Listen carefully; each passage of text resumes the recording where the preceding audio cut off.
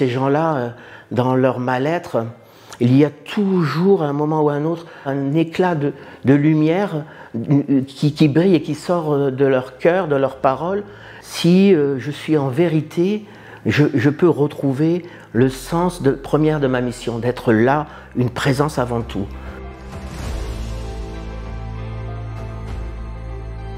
Bonjour Christophe. Bonjour. Merci beaucoup d'être présent, d'avoir dit oui à notre invitation. On est ravis de t'accueillir et d'écouter ton témoignage de foi. Je te laisse d'abord te présenter si tu le souhaites, de nous dire un peu qui tu es, ton parcours également de foi et voilà, tu es aussi diacre permanent aujourd'hui, donc tu pourras aussi nous raconter ton chemin jusqu'à ton appel.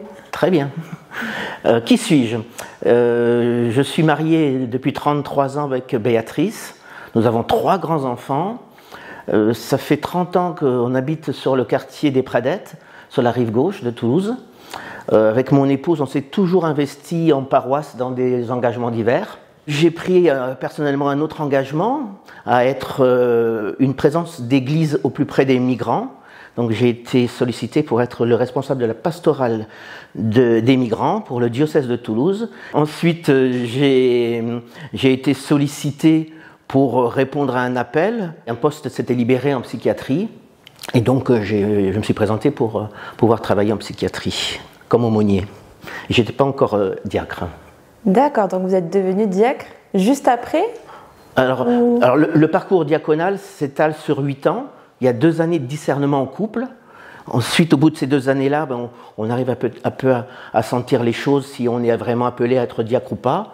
Si c'est le cas, on continue 6 années de formation, 3 années de théologie, approche doctrinale de l'Église, comment l'Église est présente dans le ministère du diacre, et 3 années de pastorale, plus le côté immersion. Quelle est notre place dans une communauté, dans nos missions qui peuvent être diverses. Donc ça fait en tout 8 ans de parcours, 8 ans avec mon épouse. Donc voilà, elle a cheminé avec moi, nous étions, je crois, une quinzaine de couples à l'époque pour Toulouse, en formation. Et j'ai été donc ordonné à Pibrac en septembre 2021. D'accord, c'est tout récent. Voilà, un jeune diacre. Et c'est grâce à cette mission d'aumônier que vous avez pu discerner cet appel à devenir diacre, ou ça s'est fait un petit peu indépendamment? Comment vous êtes senti appelé? En fait, c'est pas moi qui ai senti cet appel, j'ai été appelé par quelqu'un. C'est les gens qui ont senti dans mon approche d'accompagnement des migrants que je pouvais trouver une place en église, peut-être marquer une présence d'église au sein d'institutions. Voilà, et cette présence d'église m'a toujours animé, puisque faisant partie des services diocésains, ici dans cette maison, on sent un premier appel, et puis cet appel continue avec le temps et prend une autre dimension. Voilà. Et donc c'est d'autres qui m'ont appelé, qui ont fait une lettre à Monseigneur en disant voilà, il y a quelqu'un qui pourrait être diacre, et il faut l'inviter à cheminer. Voilà, donc je suis parti en aventure avec mon épouse sur ces chemins, et on a été jusqu'au bout. Super, et donc en tant que diacre aujourd'hui, donc pour rappel, vous êtes au service des plus pauvres et des plus fragiles, entre guillemets, et vous êtes aussi, on va dire, le serviteur de Dieu qui doit annoncer la bonne nouvelle. Et concrètement, en tant qu'aumônier dans un hôpital psychiatrique à Toulouse, comment vous faites pour réaliser ces 2 services? Eh bien, ça se combine très bien. L'image du diacre en église, c'est l'image d'une église servante, au plus près des réalités qu'on peut rencontrer et en priorité au plus près des réalités de précarité et de souffrance. Voilà, le diaconat se situe dans les services du seuil en Église. Donc les baptêmes, les accompagnements de diverses sortes de personnes qui arrivent. Voilà, pas forcément des gens qui sont dans un cheminement de foi, mais voilà, on est une image de cette Église qui est là, qui les attend. Comment ça s'est présenté pour l'hôpital psychiatrique? Le cheminement n'a pas été facile dès le départ parce que je ne voyais pas le lien entre l'accompagnement de migrants et puis ce basculement dans un monde que je disais de folie, puisque la psychiatrie, je n'avais jamais mis les pieds dans un hôpital psychiatrique. Donc du coup, j'avais une appréhension Mais Monseigneur Le Gall m'a dit, tu vois, ces gens que tu rencontres à la pastorale des migrants, ce sont des gens qui ont une expérience de vie, qui ont une vie cabossée, beaucoup de ressentis d'abandon, et ta présence leur fait beaucoup de bien. Quand tu seras, si tu acceptes cette mission à l'hôpital psychiatrique, tu vas retrouver des gens cabossés. Alors j'aime bien une expression dans un livre qui dit ce sont des gens qui ont le crâne fendu et la lumière de Dieu peut paraître. Et c'est effectivement ça que j'ai retrouvé. Un peu déboussolé au début parce que moi, c'est un univers qu'on ne côtoie pas comme ça. Et donc en tant qu'aumônier, quelles sont vos missions ? Voilà, alors, ma mission d'aumônier, c'est d'être une présence d'église au milieu d'un univers, une institution publique, voilà, qui habituellement ne reçoit pas une structure d'église. Mais c'est être ce compagnon de route auprès des personnes malades, et ça peut se faire par le livret d'enregistrement du malade. Quand un malade arrive à l'hôpital, on lui fait remplir un dossier. Dans ce dossier, il y a cette liberté de dire oui ou non, je pratique un culte. Et cette liberté-là, elle doit être vécue à l'hôpital comme quand ils sont chez eux. Donc l'Église, du coup, répond à cette attente.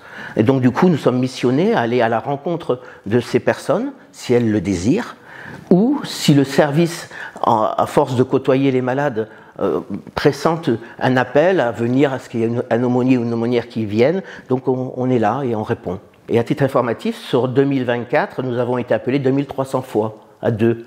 Voilà, nous sommes 2 à mi-temps, et donc sur ces 6 jours sur 7 que nous sommes présents sur l'hôpital, avec le samedi une messe toute l'année. Et puis un homme et une femme, une religieuse et un diacre. Voilà, et donc du coup, on travaille, on s'est réparti la semaine, on ne voit pas forcément les mêmes personnes, mais on a 2 regards différents. Et donc il y a ces services de l'hôpital donc, qui nous ont vus arriver, qui ont eu beaucoup de bienveillance. Et donc avec eux on chemine, on rencontre les malades, on essaye d'être une présence discrète.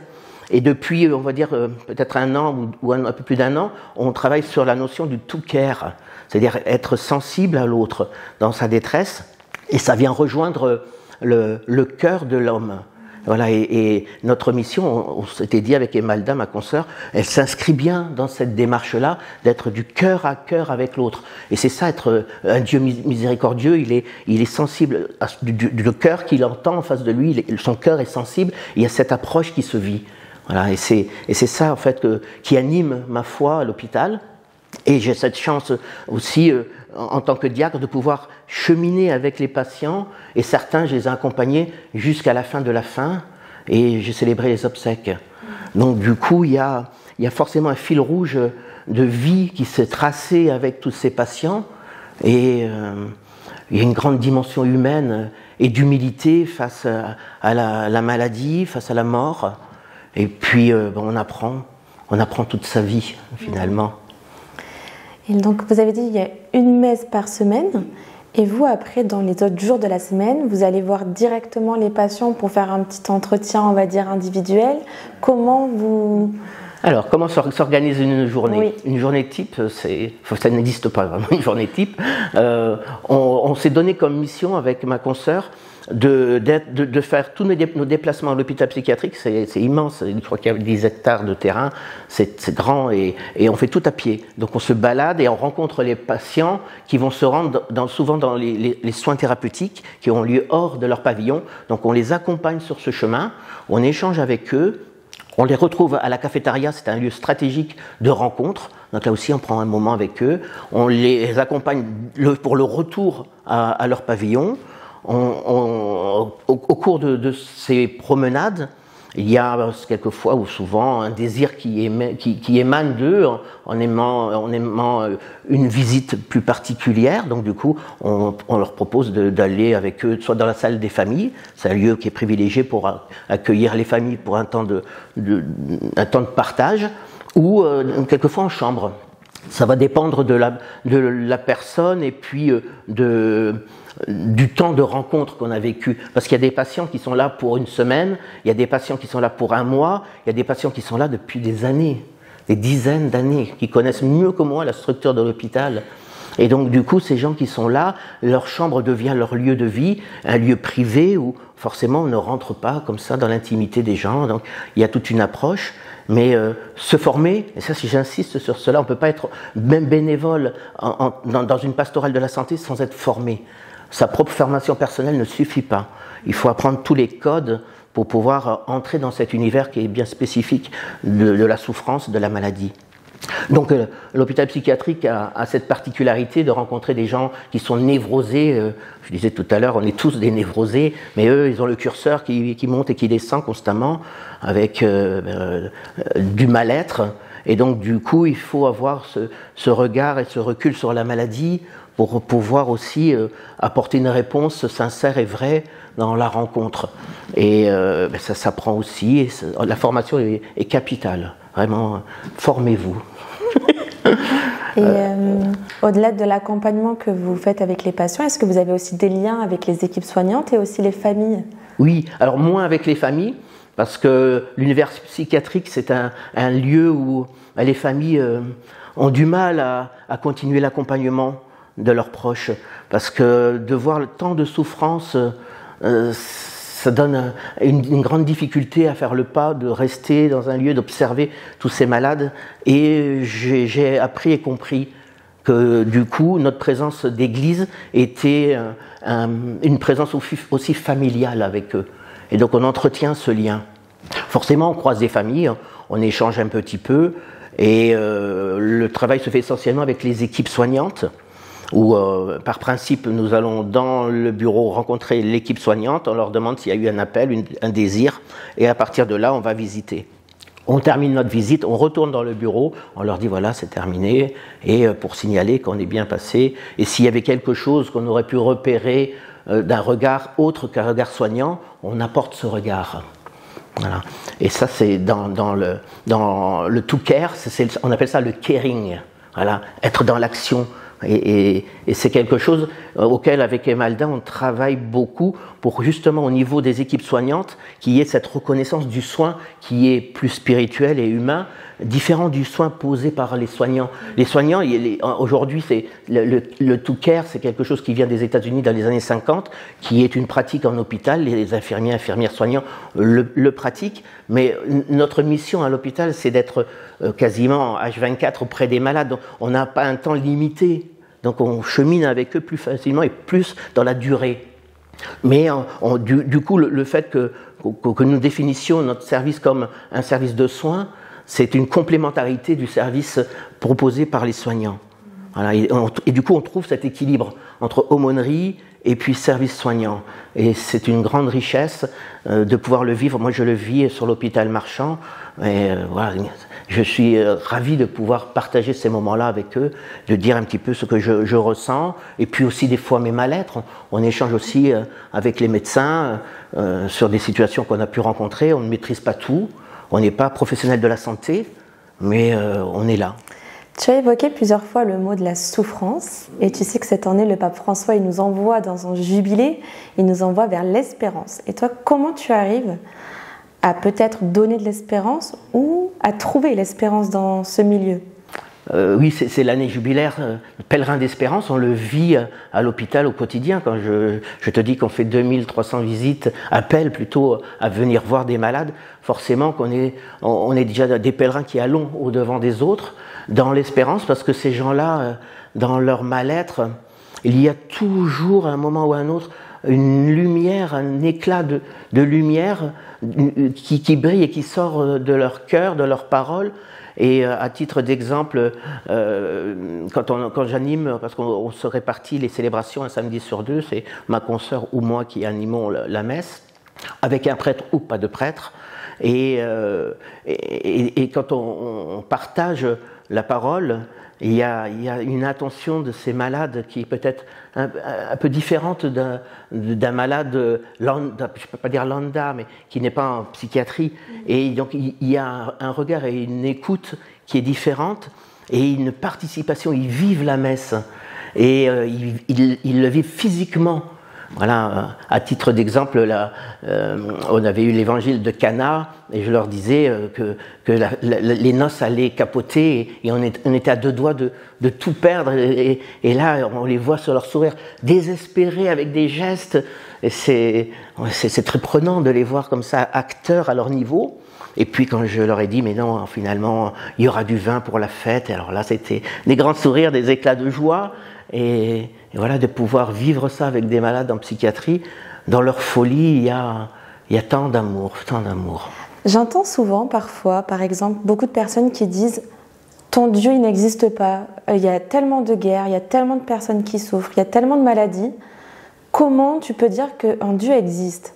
Qu'est-ce que tu pourrais leur répondre? Alors, dans un mémoire que j'ai rendu, j'avais écouté et échangé avec 5 ou 6 personnes. Une personne était venue sur l'hôpital suite à un accident de voiture. C'était la seule rescapée. Tous les membres qui étaient dans la voiture étaient décédés. Et cette personne a rejeté longtemps la responsabilité sur Dieu, un Dieu finalement qui a rien fait. Et il disait, j'aurais mieux fait de mourir. Et donc du coup, forcément, on accompagne cette personne-là, on essaie d'être une présence d'église, une présence de Dieu parmi la souffrance. Et ce Dieu, ben, il est à l'écoute, il est là à travers ma personne. En plus, en tant que diacre ordonné, c'est cette présence d'une église voilà, instituée qui est là et qui a ce cœur ouvert à l'écoute. Forcément, on ne peut pas leur dire que Dieu les a rejetés, mais c'est leur perception d'un Dieu qui les a rejetés. Mais notre présence dit le contraire. Voilà, nous sommes là pour eux. Et un Dieu qui est là, compatissant, avec un cœur plein de tendresse, qui les écoute et qui les aime. Et finalement, c'est ça, ce fil qu'on déploie au fur et à mesure de nos rencontres. Il a fallu plus d'1 année pour que cette personne accepte de dire oui, finalement... j'étais seul, j'étais abandonné dans ma souffrance, un peu comme Job, perdu dans sa propre souffrance et même avec l'environnement, de ne pas sentir cette capacité de s'en sortir, tomber au fond d'un puits. Et moi je dis, moi je lance la corde pour que tu puisses monter et t'en sortir. Et donc on chemine avec ces personnes-là, et quand elles expérimentent la solitude de la maladie, et qu'il y a peut-être quelque chose de plus grand à travers notre présence d'église, une présence, oui, comme je disais, d'un Dieu aimant.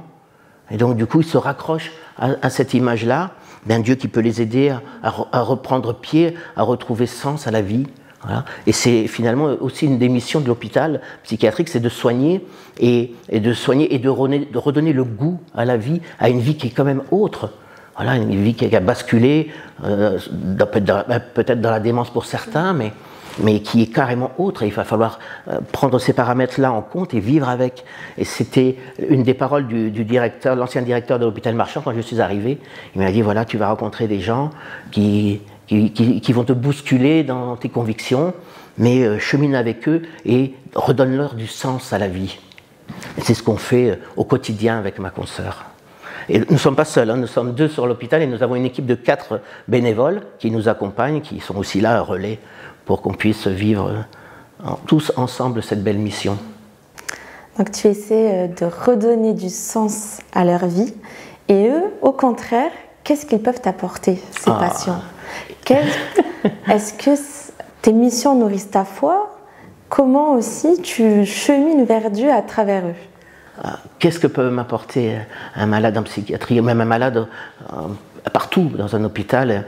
Eh bien, il m'apporte, il est le reflet d'un regard d'un Dieu amour qui m'a missionné et dans lequel, si je suis en vérité, je peux retrouver le sens première de ma mission, d'être là, une présence avant tout.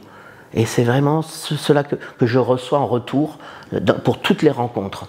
Cette présence d'amour à travers le regard de l'autre, un regard plein de bienveillance, d'empathie, de sympathie, et finalement, au fur et à mesure que le temps passe de nos relations, parce qu'elles deviennent après régulières, eh bien, on découvre que cette présence du Christ, puisque je parle tout le temps de Dieu, mais c'est Dieu qui aussi, c'est Dieu Christ qui est présent, et ce Christ souffrant, qui a été jusqu'au bout de la souffrance, et bien on le retrouve dans ces personnes qu'on accompagne. Voilà. Le Christ souffrant est là, et puis il y a cette pointe d'espérance. Voilà, d'être pèlerin d'espérance, c'est pas pour rien qu'on a choisi ce thème. On est tous appelés à l'espérance, à pouvoir tirer l'autre le lever, ne pas le laisser à terre, le lever et marcher avec lui. Voilà. Et dans une de mes formations, il y avait cette image du diacre et du prêtre, le prêtre pasteur, qui est devant, qui dirige les gens, qui est au milieu pour aider, réconforter, et dire continuez votre chemin, et puis qui est tout à l'arrière, qui porte ceux qui n'en peuvent plus et qui dit allez, on va y arriver. Donc voilà, diacre pasteur, on se trouve aussi dans ce cheminement ensemble. Est-ce que tu aurais quelques expériences à nous partager de celles qui t'ont vraiment marqué depuis le début de tes missions? Les grands moments de rencontre, c'est les accompagnements de fin de vie. Avec Emaldin, on a fait un accompagnement sur la durée, sur 3 ans, et puis une fin de vie difficile avec énormément de souffrance. Et c'est de voir ces malades dans la souffrance ne pas perdre pied. Voilà. Même avec des pathologies lourdes en psychiatrie, il y a toujours cette aspiration à la vie. Voilà, ce souffle de vie, on le sent jusqu'au bout. Voilà, il s'accroche jusqu'au bout pour pouvoir dire oui, je vais m'en sortir. Et puis, au fur et à mesure de nos rencontres, parce que là, c'était quelqu'un qui avait la foi, donc on l'a accompagné vers la montagne de Dieu et son dernier souffle, voilà, elle l'a rendu à Dieu. C'était très émouvant et de célébrer les obsèques, ça marque énormément. Voilà. Mais ça fait partie de la vie et la vie continue, la vie avec les malades continue. Et donc il y avait des malades qui étaient venus à cette célébration et ça leur permet à ces malades de voir que la vie continue. Voilà, que malgré toutes les pathologies qu'on peut rencontrer, voilà, il faut apprendre à vivre avec et pouvoir cheminer et retrouver du goût à la vie. Voilà. Exactement. Merci beaucoup pour ces beaux témoignages. Je voudrais peut-être terminer sur l'appel à l'engagement. Si un jour, une personne veut devenir aumônier, comment on fait?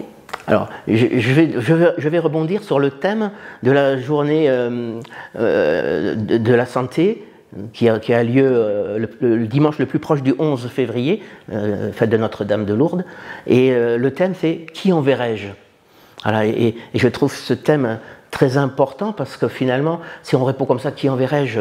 Voilà, toi tu vas dire oui, vous allez dire oui, je vais dire oui, et puis certains diront non, je ne suis pas capable.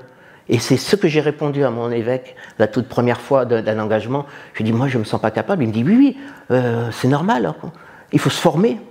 Voilà, donc il faut se former, il faut apprendre à se former, et c'est ce que j'ai fait. Donc j'invite toutes les personnes qui ont ce désir de s'engager, de suivre une petite formation initiale, d'aller rencontrer tous ceux et celles qui sont déjà engagés, de pouvoir partager une expérience, un témoignage d'engagement, ensuite de pouvoir mûrir cet engagement avec d'autres et de trouver une formation adéquate pour chaque mission.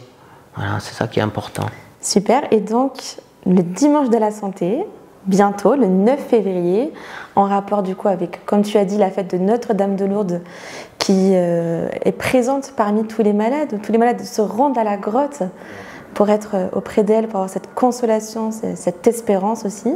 Est-ce que tu peux nous parler un petit peu de ce qui va se passer lors de ce dimanche? Voilà, alors le dimanche de la santé est une occasion pour rendre visible tous les acteurs de la santé.